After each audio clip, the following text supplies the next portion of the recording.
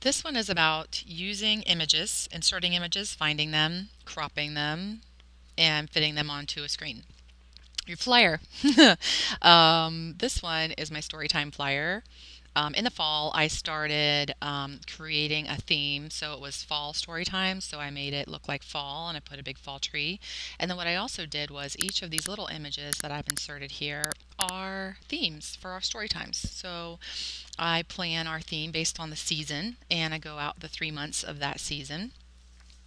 And then I find a little image and I put it out here to spur an interest and intrigue the parents and intrigue the kids about what story time might be about.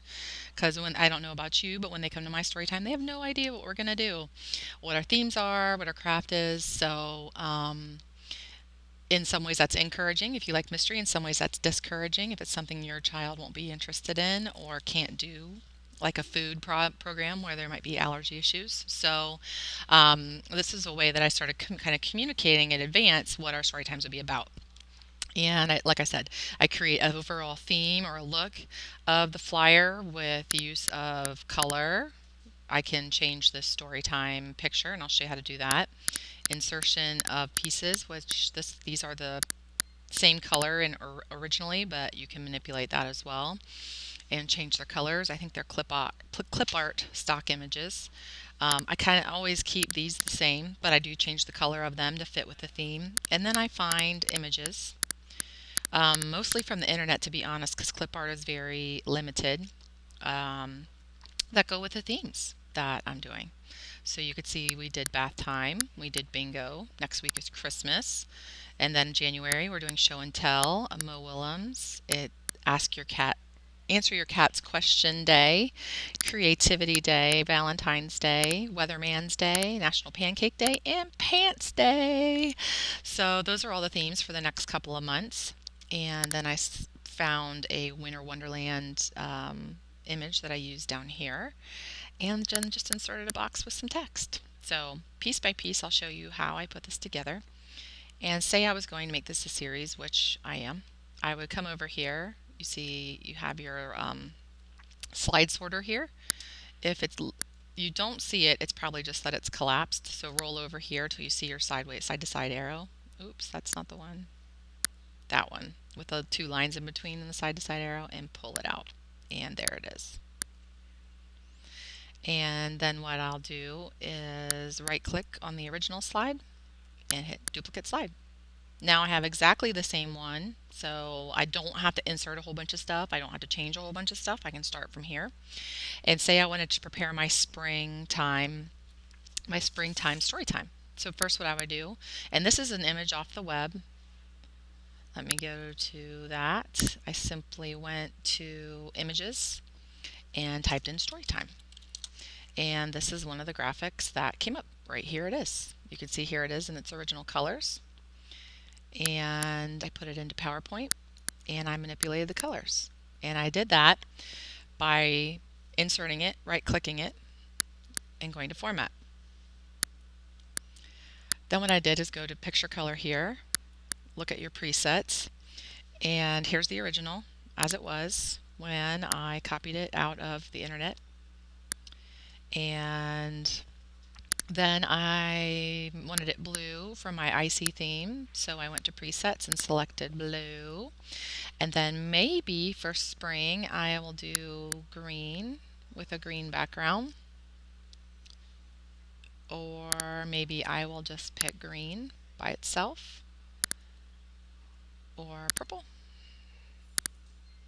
So you can see here that you can select a number of presets. You can't go customize it per se, especially if it's a stock image or something you borrowed from the internet, but you can manipulate it within the boundaries of PowerPoint.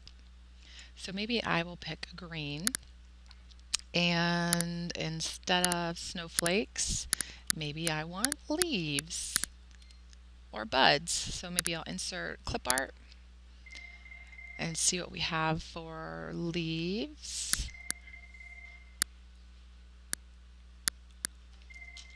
Start with leaf, and a lot of times you have to use derivatives of words to find what you're looking for. So if you try one keyword or specifically the word you're looking for, you may need to go and try like leaves or other words. Now this is cute. Maybe I would consider using this. So, but it's got a lot of white space around the outside and a shadow, and I don't want all of that. So what I would then, and it's ginormous.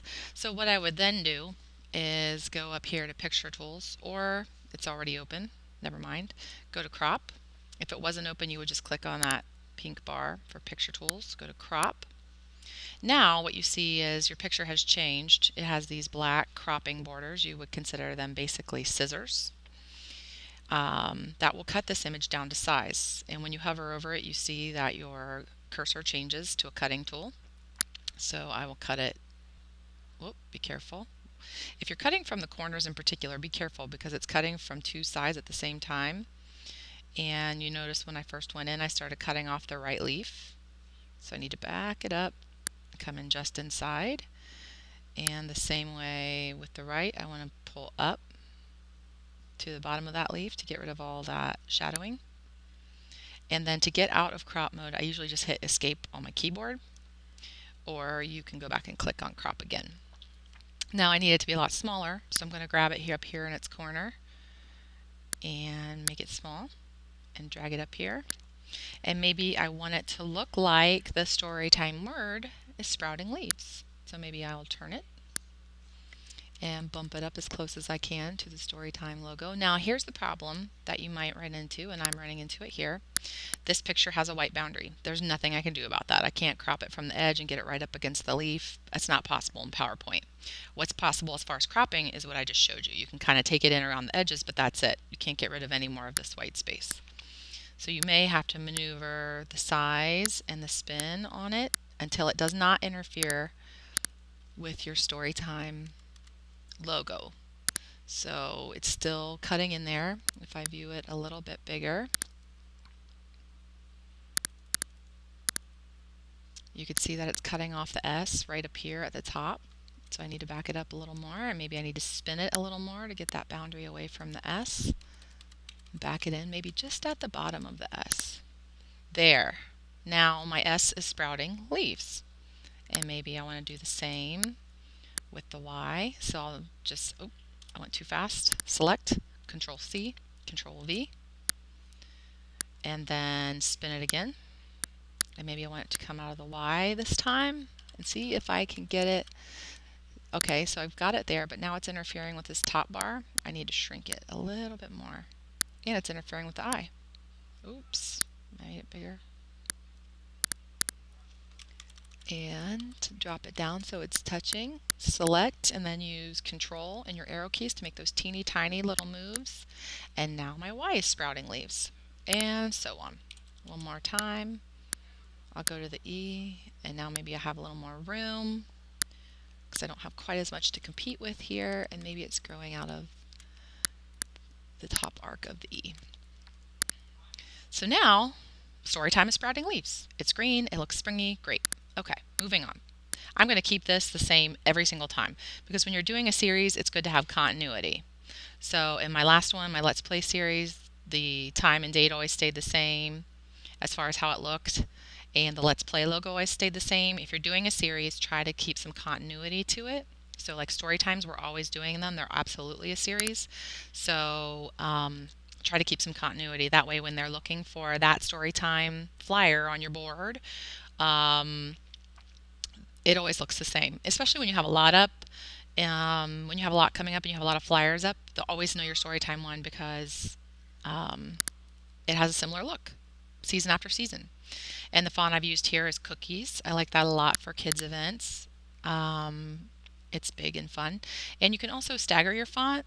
Here I like this one bigger. When you have little incidental words in a title but you really want it to have a big impact, so you say you have Night at the Museum in your library, and that's the title of your event. You might make Night nice and big like this, and you might make At the smaller so that Night and Museum have a much bigger presence on your flyer. So you can play with sizing of your fonts too to create impact. And I've done that again with AM over here. So maybe now I want this to be bright pink. This is my favorite bright pink. And make this dark green because I want it to be springy and fun. That's not quite it.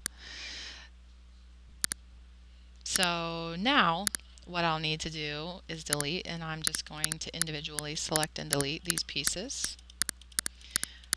to get rid of them. Actually, I might keep that one because I might just modify it, and then I might just search clip art for spring, for example. And that one's really cute. It's really small, so I'm going to blow it up and see how it looks. Oops, I've inserted it twice.